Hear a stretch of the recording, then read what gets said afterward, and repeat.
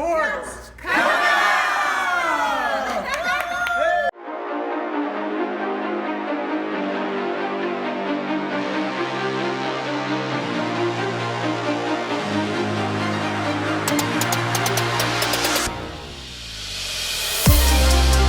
All right, let's meet today's guest. First of all, he is a 73-year-old center from Russia. He played 22 years for CSKA Moscow, CSKA Leningrad, Spartak Moscow, played in the 72 Summit Series and in 74. His daughter Marina was an Olympic gold medalist in ice skating in 2002. His son Mikhail plays in the KHL today. He is a member of the Russian Hockey Hall of Fame, Vyacheslav Anisin.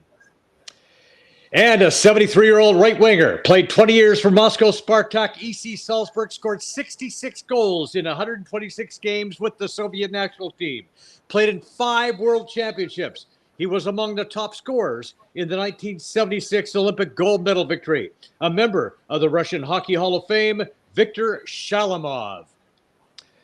From Lausanne, Quebec, he played in 17 pro seasons in the NHL and the WHA, a center, scored 50 goals in the 72-73 seasons with the Philadelphia Blazers, led the WHA in the 73-74 season with 80 assists. The following season, he had 41 goals and 106 assists for 147 points, 996 points in 876 professional games. He had 1 goal and 7 helpers in the 74 Summit Series, Andre Lacroix.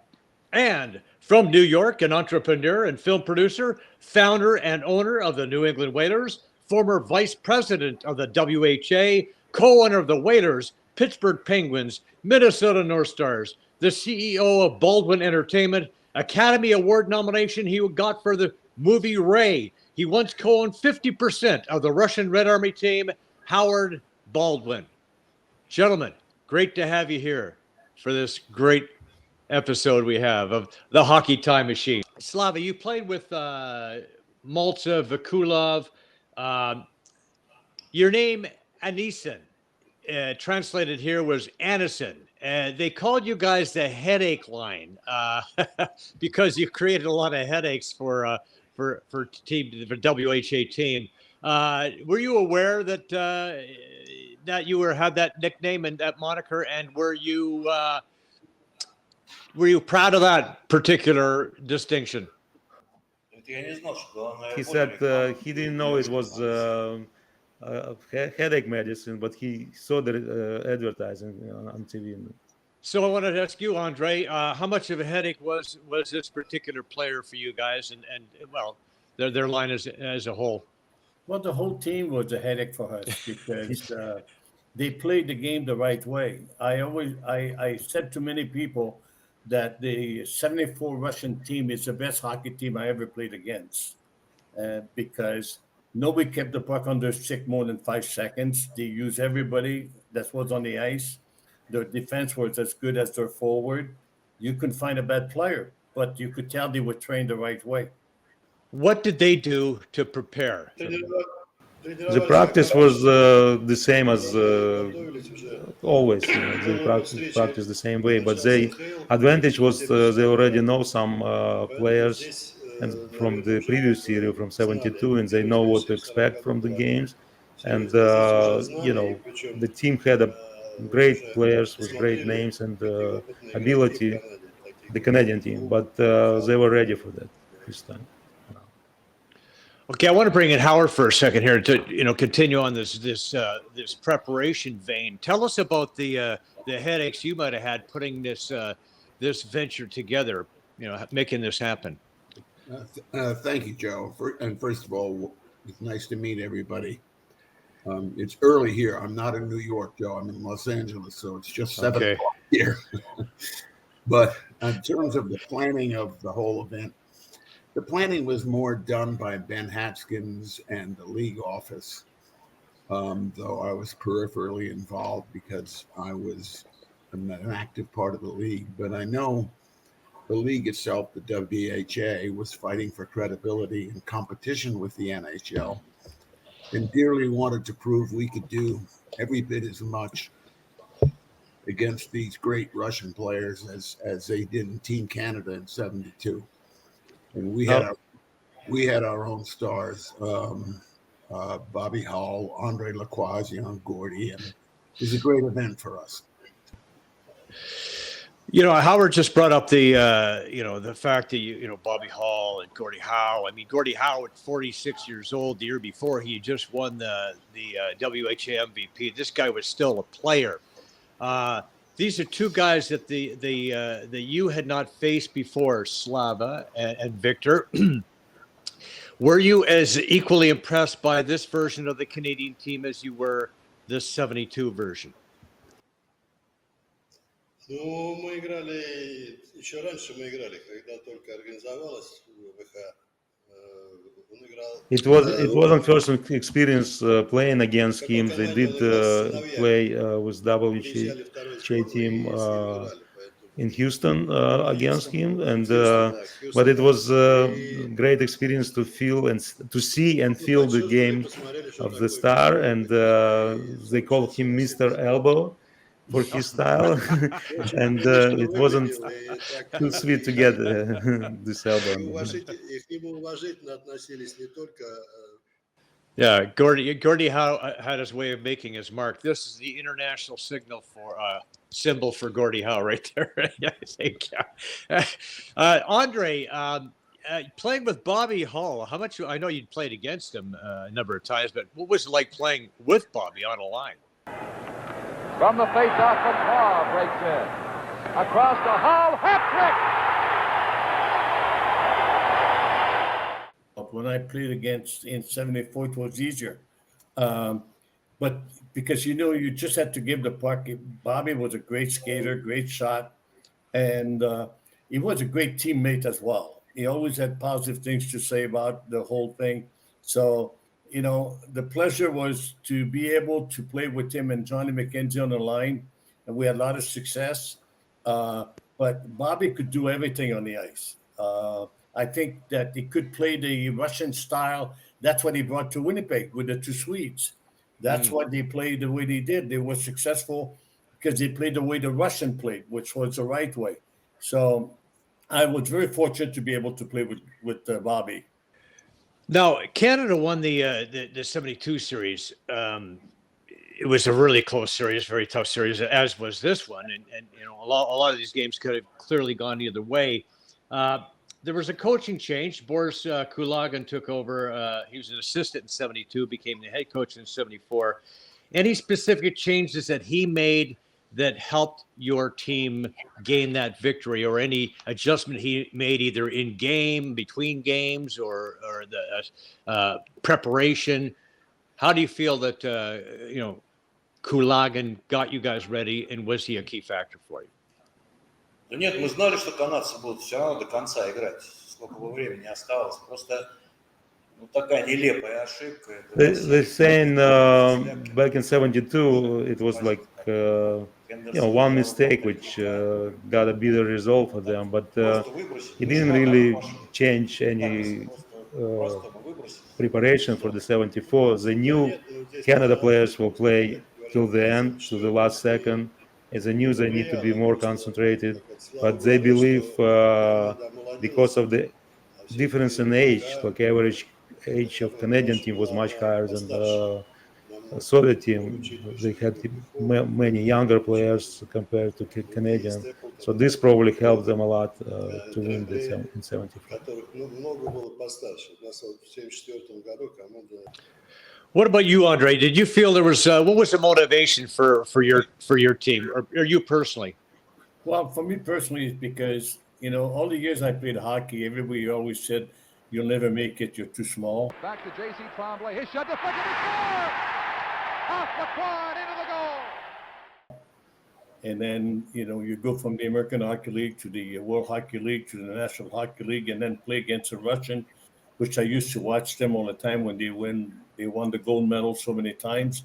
So it was a personal thing for me to try to do even more than I could to try to beat them, because I wanted Canada, I wanted WHA to win that series. And like you said, the games were so close. There were about 2 or 3 games in Canada that could have gone the other way. and that could have changed the whole series going to Russia if we had the lead going into Russia. But the big disadvantage that we had was the fact that, we played on NHL rink in Canada, we played on Olympic size rink in Russia, and that was a huge advantage for them. But for me personally, it was a highlight of my career to represent my country and play against a Russian. I was so happy to represent my country and play against a Russian, and the fact that I scored a goal, and at the time I didn't know if it was going to be the winning goal or not. I was just happy to keep the puck of a goal that I scored against Russia in a big series.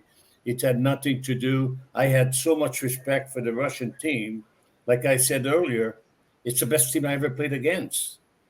And to go a step further, I always thought that the NHL made a big mistake when they brought the Russian to play exhibition games in the States. And the reason I say that is because the fans will get spoiled watching the Russian play because they're not going to see that kind of hockey game between two NHL teams. It was such a big deal here in Canada. I mean, both 72 and 74.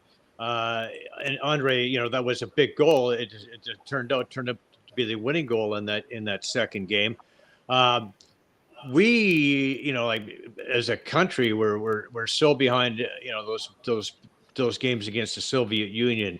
Was it equally as where the fans and compatriots equally as enthusiastic back in the Soviet Union as we were in Canada? It was equally pleasant to play in Canada and in Russia and see the reaction of fans, Canadians and Soviets. Yes, Soviet fans, of course, support their team and cheer for the Soviet team. But they noticed the Canadian fans recognize the quality of game and style in both series, and I think they support sometimes the way the Soviet plays. During the games, the streets of the cities were empty in Russia. Most of the fans were at TV sets and watching the games. So Howard, I mean, you mentioned earlier that the WHA was looking for exposure, and do you think that even though the series was so close, all the games could have gone either way, do you feel that this was a win for the WHA ultimately? Yeah, it was a great win for the WHA. I mean, everybody knew how great the Russian team was, and so to be on the ice with them and to have a series like that, as close as it was fantastic for the WHA. And then let's not forget, we went, and Andre will remember this, from that point forward, we played individual games with some of their teams and some of the teams from other countries that actually counted in the standings. So the WHA really did introduce as a pivotal individual games that counted in the standings. We introduced that to the North American people here, Canada and USA. So it was a great success for us, and it was a privilege. How important, how significant were the 72 and 74 series for hockey in Russia, and what did that do to, say, grow the game in Russia? They said, yeah, it was really important, both series for the fans and countries. And, the 74 was a great opportunity to see great players, to see somebody 47 years old. And Slavazer said he also saw him when he was 51 also. But at 47 years old, play with this intensity and skate so fast. It was something magical, and as a best player of the tournament, he was gifted tour around the Soviet Union, so he can have the chance to see different farms and different cities, and maybe he would compare to his farm where he is as a farm boy works, and that's probably one of the reasons he's that's the reason of his great shot, because he worked physically as a farm boy. Balin Hay in Belleville, Ontario. Yes, indeed. Andre, I want to ask you give me the two best players of the tournament, one from each team. Well, I thought that Vyacheslav was my favorite player, to be honest with you, because he was young. He had all the skills in the world. Taken by Vyacheslav. Vyacheslav moving inside the zone. He shoots, scores! Vyacheslav. He could skate, he could shoot, he had great hands, and he could definitely score. Okay. And see, one player that nobody has talked a lot about in those days, to me, became a great hockey player. He was always a great hockey player, was Mark Howe. Mark Howe became an Hall of Famer on defense, and Mark Howe could have been a Hall of Famer at forward. But Mark Howe was very quiet, and I thought he had a great series against the Russian, because Mark played the way the Russian played. Mark always played the game the right way. Skate, shoot, pass the puck, and always be in the right position. So I would say those were the two players that I liked the most in that series. Slava said his personal opinion, the best player was Tremblay. The way he handled the puck, the way his skate. Even Tretiak tells them all the time, stop him for shooting, because the puck one moment is on his stick and another is scrambling next to the goalie. And another moment he remember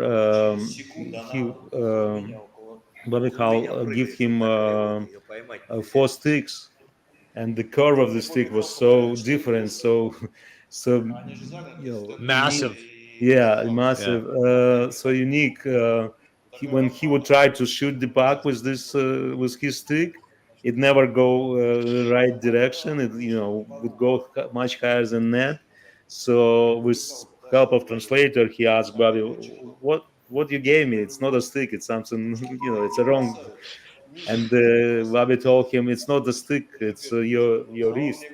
Your wrist is too soft." And he's comparing his wrist with Bobby, and it's like double of size of his wrist. Yeah, his wrists are bigger than some people's biceps. Yeah. Okay, Howard. Is there anybody from the WHA team that came out of that tournament and you guys said, this is a rising superstar, or this guy really impressed us, or was there anybody who, or maybe might have been a number of guys who did that? I think Andre said it best. Mark Howe, I think, was so extraordinary. When he signed in the WHA, he was barely 18. And Andre's right. As I recall, and I have a good memory, he started as a left winger, right, Andre? And then he was back to defense, and he was just an extraordinary young player. And I thought he came and really had a chance to shine in that series. And the other thing that's remarkable, and we all take it for granted, but Gordie Howe, playing in his mid-40s against the greatest players in the world was absolutely amazing. And he looked great and did great. So those are really the two things. And, of course, Andre's goal. I really admire my Russian friends there. They remember not just the goals, but who picked up the puck after the goal. I'm pretty impressed with that 50 years later. Right. What do you think of that scenario, Slava and Victor? Here's Gordie Howe at that age, 46 years old, doing what he's doing, playing with his sons, in a game of in a series of that magnitude. How phenomenal is that? Like, what are your impressions of that incredible scenario? It's a unique situation, and when person that in this age playing on this important games, and the way he's playing these games, and his sons supporting them, and other players supporting him, it's incredible. Center ice area. Relay for Gordie. Howe shoots. He scores! He said it was the end of his career. Gordie. He played till 51 because he remember they came to play against Howard team, and he still was skating across the ring and shooting the puck from center line with one hand and making the targetness. So it's amazing. Yes. So, Andre, what was Gordie like in the dressing room? Was he a quiet leader? Was he vocal? How did he handle it? And would you call him the leader of that squad? Gordie was a personal friend of mine, and Gordie was very quiet in locker room. He didn't have to say much because he had so much respect from everybody. And he always made sure that Mark and Marty were taken care of. And Gordie was a winner on and off the ice. He never turned down an autograph. He was nice to everybody. I don't think there's a person in the world that would have a bad word to say about Gordie except for his elbows.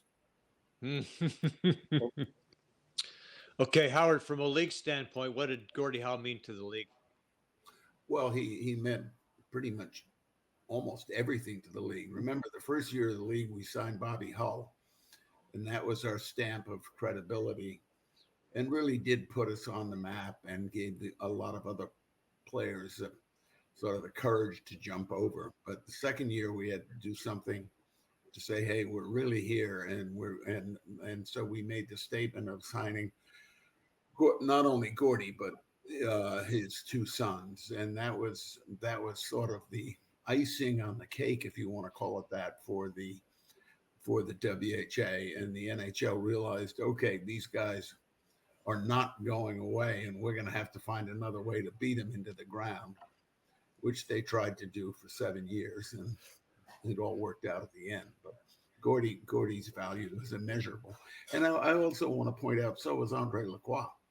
Andre Lacroix is really the WHA. Gordie and Bobby were spectacular in their individuality, but Andre, over the years, was a stable of force for the WHA from game one to the last game, and a dear friend, and is very much as responsible for the success of the WHA as anybody. Evgeny just said that he was lucky enough to meet both the guys, Bobby Howe and Gordie. Rajan Houle, Bobby Howe, scores! Gordie Howe came back in 90s when they had the big tournament, Million on the Ice or something like that, and they had a good conversation. But also he was meeting Bobby Howe later long after the series, and he asked him about that prize for best player of the series, the tour I mentioned before, the tours around the Soviet Union. Did he ever use it or not? And the answer was, I won the Stanley Cup, Chicago, and my ring from laying in my Career living room or in the cabinet together with a framed ticket to the trip. Unfortunately, I never made the trip, but I'm cheering, and it's a great memory for me. So I'm not letting go; it's staying with me for life. Slava and Victor, they spent a brief period of time in Canada. What impressed them the most about Canada? What do they remember the most, and what did they see that kind of was unique and different that they'd never seen before? He remembered the main street next to Hotel Elizabeth, and it was advertising or commercial of where Bobby Howe was advertising hairpiece.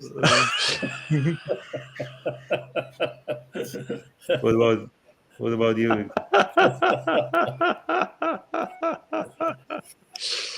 Как насчет вас, Виктор? That's a good one.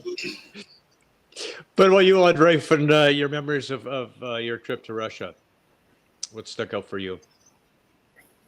Me? I think the thing that was impressed is that the fact that the people at the hockey game were very quiet compared to the people in Canada. People in Canada were very loud. very cheering for your team. In Russia, they watched the game. You could tell that a lot of them knew the game.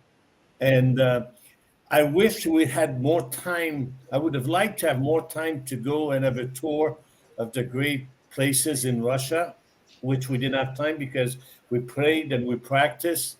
So I wish I would have had more time to go and visit Russia. When they get to Canada, they didn't have time for anything else other than just hotel, game, practice. Wish the same way. They would love to see more than just game. The reason the fans were so quiet, he said, because the tickets were distributed to just high society, and the real fans didn't really have a chance to go to the game, and that's why they couldn't express the way the Canadian did. Well, we have that similar situation in Toronto, right? Right. That's right. You got to be pretty wealthy to go to the hockey games these days. Не, у нас очень богатым надо быть. Надо должность занимать было в ЦК КПСС хорошую. Back in 74, 72, you don't have to be rich, you have to be connected. You have to work for government or right. Connections. Tickets are tough to come by. Yeah. Gotcha. The series very close, could have gone either way. But as the series went on, it seemed to get more and more tense and more physical. Andre, did you feel that? Did you feel that there was more of an animosity between the two teams? Oh, there was, and I think the reason because when you place a team so many times, it's going to happen. That's what's happening in the NHL as well when they get into the playoffs.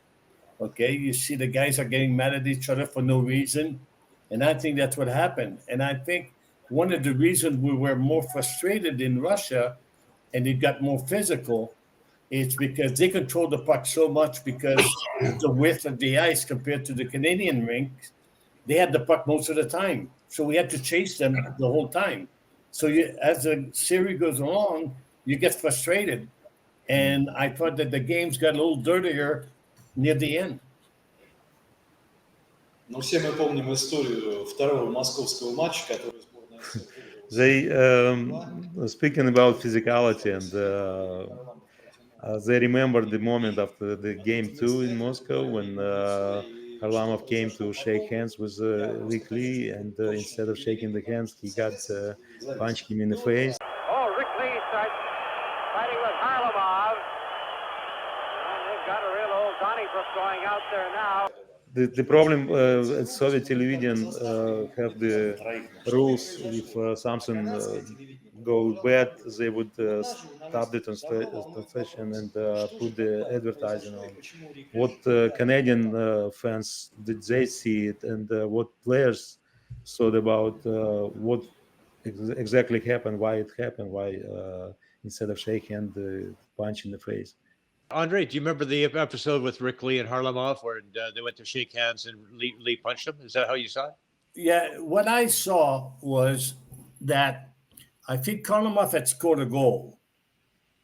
And he skated by Rick Lee, and from what I saw, he tapped him in the backside. And Rick Lee that was upset about that. That's when Rick Lee turned around and punched him, basically. And we thought that Ricky Lee was going to get in trouble in Russia because you're not allowed to do that. And so that's what I saw the play happen. I think Ricky Lee was upset because he thought that Harlamov was making fun of him because he scored a goal and Ricky was on the ice. But again, that's the tension that happens when you play the same team so many times. You get frustrated. Right. Well, did Rick Lee become kind of public enemy number one? Were they out to get him after that, or were there certain Canadians that the Soviets were after? No, he said it's just a regular play game. I mean, the way you play your game, it's happened all the time, and when you're losing, you get more frustrated sometimes. So it's understandable. It just wasn't nice, but it's showing your soft spot, not the opponent's soft spot when you kick him in the face for no reason. Andre, was there anybody on that team that you guys had a sore spot against? No. Again, on the Russian team? Yeah. No. I felt that we were there to win hockey games, and we tried everything to win the games, and we just get beat by a better team. They would like to know opinion of Mr. Baldwin as the owner of the team. Do I think it's appropriate what Rick Lee did? Yeah. But quite candidly, no. You try to avoid things like that because you want to practice to the best of your ability, good sportsmanship. But things happen. And things happen in the heat of a game and in the heat of battle. And unfortunately, that happened. But we all recovered and survived it. So it's not the end of the world. Everybody loves Valery Harlamov, and he was the star of the team, and that's why they take it personally. Harlamov being hounded by Howe. He's up center. Harlamov can fly. Going over the line. Trying to break the right throw. He scores! Oh, a sensational goal by Harlamov. I remember him as a fan, as a great player, and a joy to watch him play. So I get it, believe me. His question about DVD set, which came out in Canada, it's called Lost Series, and he just want to know the correct meaning of the name. They probably refer to it as that because it was the second series. And the first series was such a captivating event, quite frankly, around the world, but certainly in every Canadian part of the world, or not Canadian, but every hockey part of the world that loved hockey. That first series was really unbelievable. And so when you have something that extraordinary in 72, it's hard to follow up with another one that quickly in 74 and have it live up to the same billing. So I don't think they mean, it's certainly not lost on film as far as I know, but it may be referred to that because it was second and the luster had gone off. Yeah, not a lost series because Canada lost, right? Not a lost series because Canada lost. It's like you can still see video of it all over the place, and it has. Here we are talking about it 50 years later, so certainly not completely lost. He's saying, everybody comparing the NHL and WHA, and for some reason, NHL is always first on top of the list, not first. But he believes the WHA serves the purpose and and create a lot of stars who after start playing in NHL, and it's also the continue the story of 74. The clubs series with WHA was always play later, so he believed the WHA has room in the hockey history, and it should stay remembered the same way as the NHL now.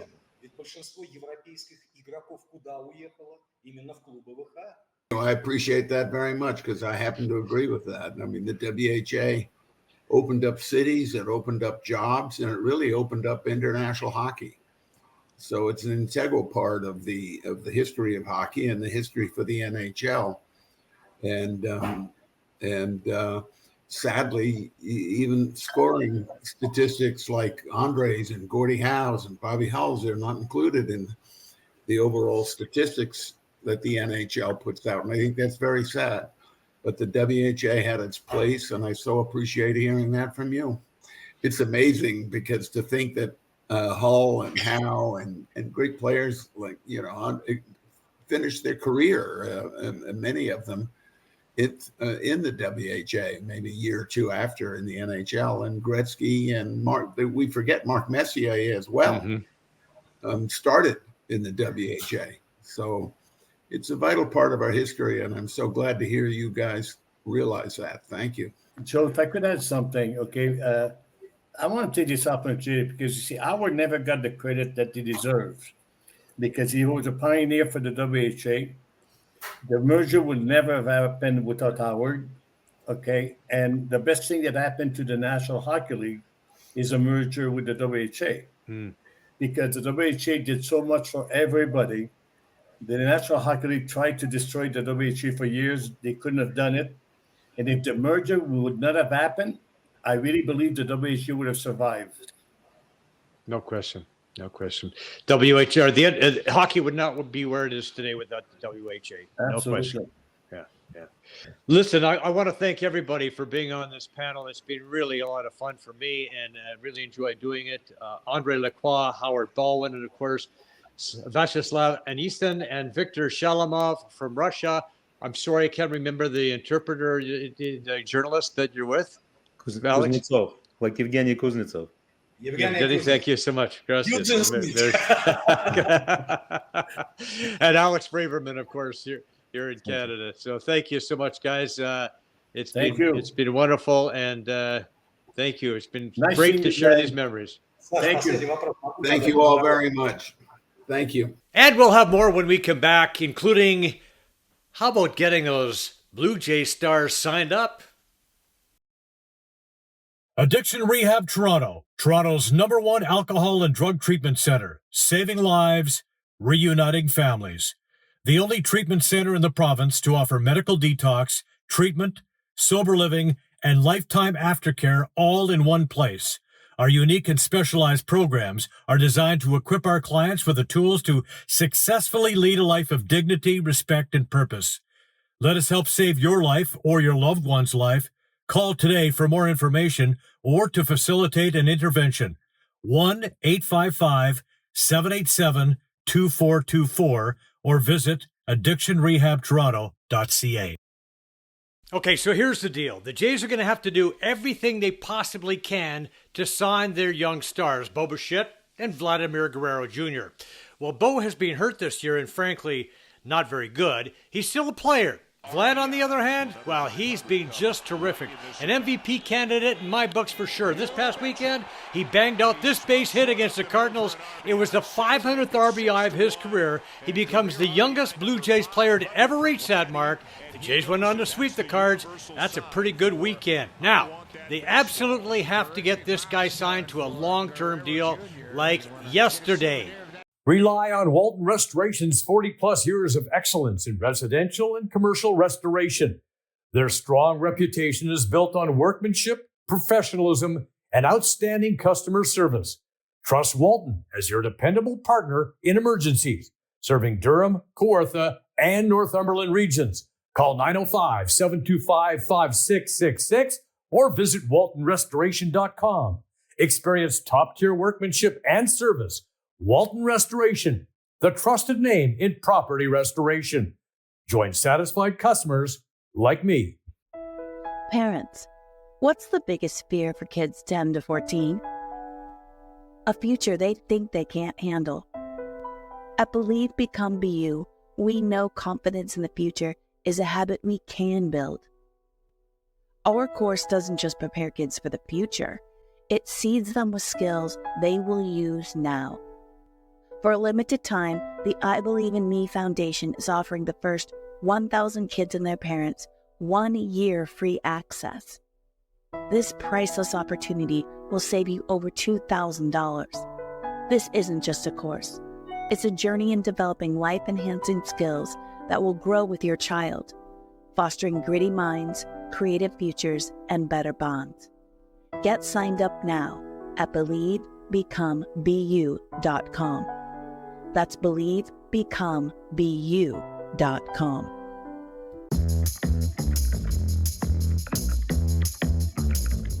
Hi, I'm Joe Tilley, and I want to tell you about the painting pros. Patrick and his crew recently came into my home and they painted the walls, they added some color. It's fantastic, and I can't be more satisfied with the work they did. That crew is tremendous. They were professional, they were courteous, they were respectful, and they did a fantastic job. Look at that. Look at that color. I just can't stress enough how satisfied we truly are with Patrick and his crew. For all your painting needs, go with the pros.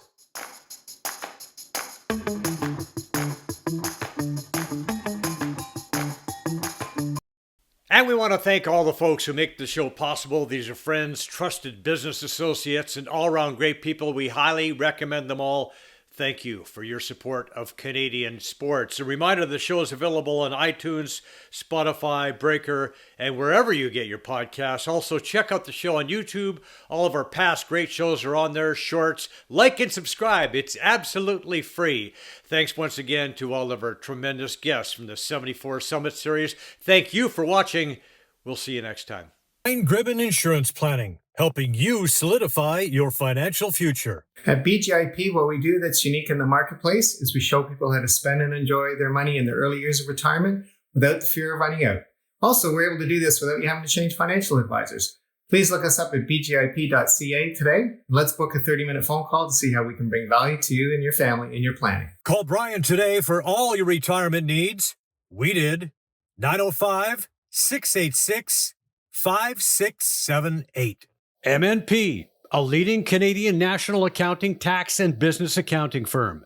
MNP proudly serves and responds to the need of their clients in the private, public, and nonprofit sectors.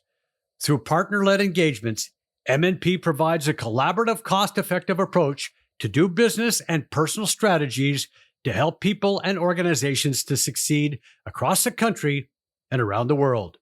With local offices in Oshawa, Mississauga, Burlington, and more, their team is here to support you. Visit mnp.ca today to learn more. Rooted in 60 years of tradition, Sleepy Hollow is a private golf club with a friendly community of members just minutes from Toronto.